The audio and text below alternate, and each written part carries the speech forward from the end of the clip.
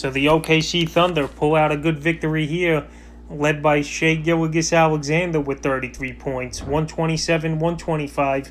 They improved to 6-6, which is surprising here in the early going, and the Bulls fall to 4-8, and they've lost 5 in a row now with Chicago.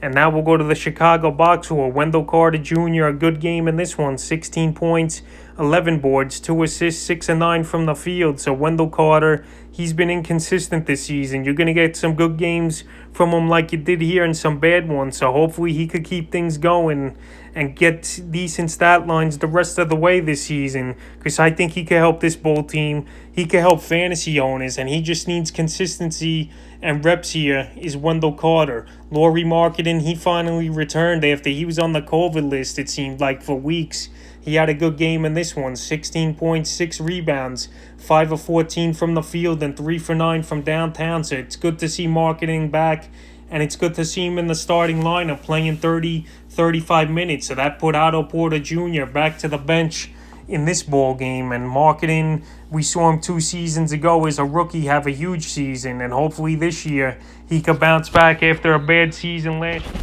Patrick Williams, another solid game in this one, 14 points, 7 rebounds, 2 assists, 5 of 7 from the field, 2 for 3 from downtown. So the rookie Williams, he's really fitting in with this Bull team, and he's definitely got fantasy value in 12 teams or deeper leagues. He's playing over Otto Porter right now.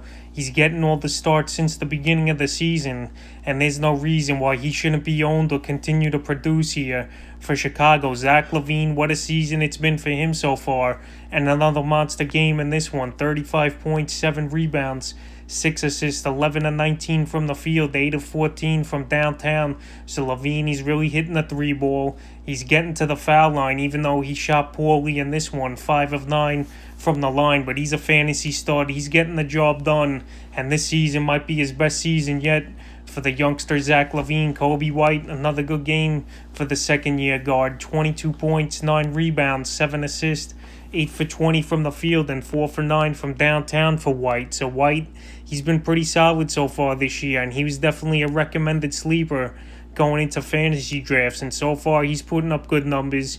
You know he could score the basketball and shoot the 3 ball, and that's exactly what he's doing. His field goal percentage, I would like to see go up a little after 8 for 20 in this one, but besides that, he's been pretty solid. Otto Porter, 25 minutes of play, 8 points, 8 rebounds, and an assist, 3 for 7 from the field. So in limited shot attempts, he still had 8 points with Porter. 2 of them were threes he hit, but now his fantasy value definitely takes a hit. He's a guy you don't drop yet, though, because 1 injury, and he's back in the starting lineup playing 35 to 40 minutes a game, and in this one he played 25. So we'll see what he could do in the next few weeks and games.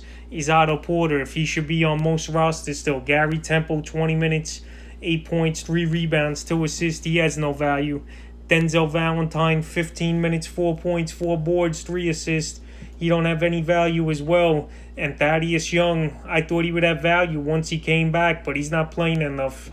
13 minutes, 2 points, 1 rebound, 4 assists. So Roby here, another decent game for Roby. 14 points, 4 rebounds, 3 assists, 6 of 12 from the field, and 1 for 3 from downtown for Roby. So Roby, he's going to get more minutes as long as Al Horford's going to be out, obviously. And Horford now, he's missed the last 2 games, but we'll see if Horford could get things back on track. If not, Roby, he's definitely worth an add in deeper fantasy leagues, 14 teams or more, with decent stat lines like this. Luguentz Dort, a good game in this one, 21 points, 8 rebounds, 7 of 15 from the field, and 4 for 11 from downtown.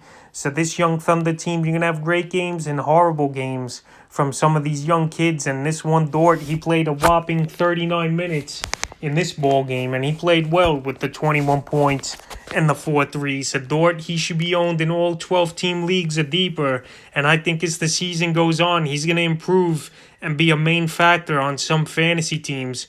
Bazley, he had a mediocre game, 9 points, 5 rebounds, 2 assists, 3 of 12 from the field for Bazley. So Bazley, he's been inconsistent this season, but the same with Dort. These guys are not going to be consistent every night, and they were really high draft picks in their drafts when they came out. So these guys, they still got to learn the NBA. They still got to go through the ups and downs. But so far, this Thunder team, they're handling it pretty well with all young players at 6-6. Shai Gilgeous-Alexander, a huge game in this one. 33 points, 5 rebounds, 10 assists, and 43 minutes of work for Alexander. 13 and 19 from the field, 4 for 4 from the line, and 3 for 5 from downtown. So Alexander, he was taken in the second and third round of most fantasy leagues, and he's paying big dividends so far and living up to that draft pick in most leagues. He's a stud. He's the best player easily here on the Thunder, and this is why they gave up Paul George to get him. It was a no-brainer for them as a rebuilding prospect, and this guy's turning into a superstar. George Hill, another start, and another nothing line, in my opinion, in this one. 32 minutes, 8 points, 2 rebounds, 3 assists, 3-11 from the field, and 0 for 5 from downtown. So George Hill, he should be on most waiver wires. I wouldn't touch him. Mike Muscala, 27 minutes, 11.6 rebounds. But Muscala, he's not worth a fantasy spot on most teams unless you're in a 16 or an 18 team league. In this one, he only played 13 minutes, 2 points, 3 rebounds, 3 assists, 1 of 6 shooting, and 0 for 1 from downtown. So Diallo, the last couple games, his minutes have gone down. I wouldn't drop him just yet, but if his minutes go down or stay the same at this rate, he might be droppable in the next couple days. So that was the Chicago Bulls at the OKC Thunder recap.